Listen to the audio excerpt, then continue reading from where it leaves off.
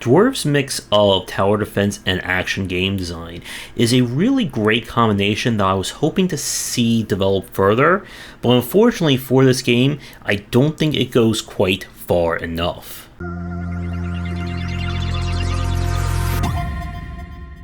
Dwerve has been a long time coming, and we tried the demo for this one out I think like a year or so ago, but I was able to get a press key to play the finished version of it. This is kind of described as almost like a tower defense meets action, maybe quasi-action adventure type design. We replaced the stages and arenas of a tower defense with these kinds of, well, just standard arenas of an action game. You'll walk through the areas looking for scrap, which is your resource for upgrading, as well as solving miniature puzzles, when you'll get locked into a small set like this and be forced to fight your way out using your towers. Your towers are limited based on power stones, that's the resource in the bottom right, and you're able to mix and match up to 4 different towers to take into battles at the game's miraculously teleporting craft tables that you'll be able to upgrade each tower using the already mentioned scrap.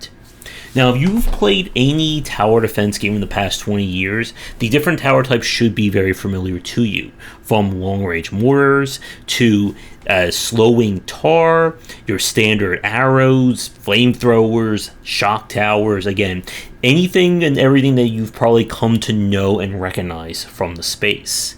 The story of Dwerve is interesting. You play as apparently the only dwarf left who can create towers, and it's up to you to fend off a troll invasion of the surface and other things coming to get you. The level design itself is just okay. Each area has just a very straightforward approach. If you're going to explore everywhere, you're going to get into fights pretty much every few minutes, and really the only thing that's going to change your strategy is essentially what trolls or what enemies you're going to fight. Some enemies are super fast and are better to be killed with either very heavy attacks or rapid fire. You have flyers, you have super heavy enemies, and you get the picture. The upgrades are nice, but they definitely fall for the most part into incrementals. The ones that actually change the property of a tower, such as giving your arrows lightning or shock damage, are game-breakingly effective. One thing that I did appreciate from Dwerve that I was hoping to see more of are the quote-unquote boss fights, because we don't really have boss fights in a tower defense, especially one that has more action-oriented aspects like Dwerve here. You'll have to dash around, quickly reclaim your towers and place new ones down, and avoid the enemy's myriad of attacks and summons. They're definitely the highlight of the game. Unfortunately, for me, the game doesn't really go, I think, far enough with this concept, and it feels too much just like a traditional tower defense game, despite the difference in approach and setting. I want to spend the bulk of my time talking about that next, but first we're going to take a quick break, and if you're interested in my thoughts more on design, then check out my design books. For entry-level students, we have 20 essential games to study, and then the Game Design Deep Dive series that takes an extensive look at different genres, with free-to-play coming in 2022. Dwerve starts out on a good foot in terms of introducing the mechanics and general loop, but we played this for about 5 hours on stream, and it just did not feel like the game was going anywhere more beyond what we saw, and I still don't know how long the actual game is. I felt like we were coming to the end, but they kept introducing plot points and lore, so at this point, it's kind of up in the air.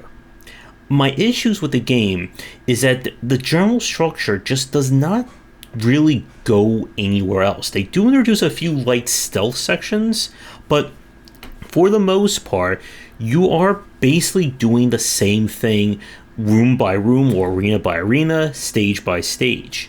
The limitation of only being able to equip 4 towers at a time starts to hurt itself when you get to some of the later encounters, when they start to introduce enemies that essentially have certain rule breaks or defenses, such as enemies who are immune to arrows, larger enemies who need to be slowed down, flyers who can shoot lightning, and so on and so forth. And it definitely felt like the starting towers, for the most part, were always too good. What the game does in terms of its structure is that each level introduces kind of a, tower of the level. Something that is used specifically for the encounters here. Be it the kind of like hook shot that grabs enemies and pulls them into pits. You have a lightning one that's supposed to chain to multiple enemies, and so on. But the problem is that your starting towers are oftentimes just better. Again, it's always better to be able to kill an enemy than to just stun them or, push them around and so on. The fact that you are limited in terms of the amount of power stones that you get is also a very big issue because it very much limits the creativity of what you can do. Most of your towers are going to cost 2 stones. And I played again for 5 hours, and for anyone else who's played Dwerve, please correct me if I'm wrong in the comments.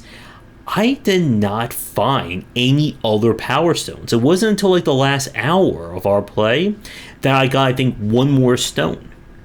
And it kind of is losing the appeal of kind of the tower defense where you have like a massive field of towers and just watching everything go off like clockwork. So just in a game like Gemforge, Defense Grid, and so on. And it just never felt like things were growing in this game. As I said in the last part, the boss fights were definitely a highlight, but they come very few and far between, especially given how repetitive the rest of the game is. And I hope you enjoy fetch quests, as you're going to be doing a lot of them in this game. I really wanted more of an open world, or kind of, I guess maybe more like non-linear kind of exploration in this world. Let me wander around, get into trouble, pick fights with larger groups that maybe I can't solve, but with creative use of towers I can maybe push by it.